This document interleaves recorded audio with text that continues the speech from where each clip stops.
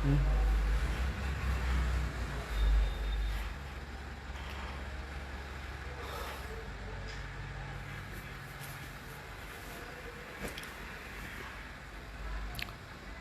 से यादव जी, सबसे पहले मकर संक्रांति के ढेर सारा शुभकामना सब भाई लोग के। जे भी देखा था हमरा के सब कोई शेयर करी, रंजीत यादव, चक्की, चंदन कुमार जी।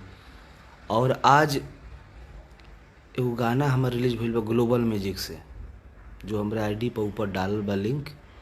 श्रवण रैना जी, सुधीर भैया, संतोष जी, सब कोई एकरा के शेयर कर। लक्ष्मी सिंह जी, गुड मॉर्निंग जी, ओम प्रकाश जी, सबको एक बार शेयर करे लिंक के हमारे भाई लोग।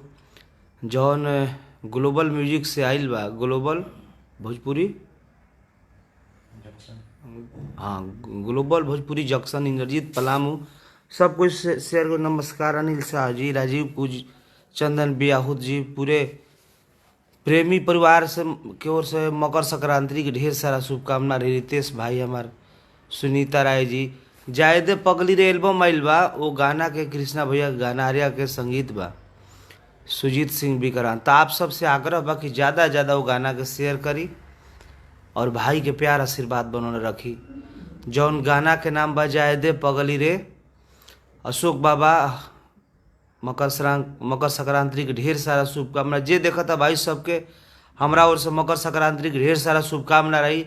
और चैनल के बहुत सारा प्यार आशीर्वाद दी। गाना आइल बा जौन अभी आज हमार बजावा है रंजीत, संजीव कुमार।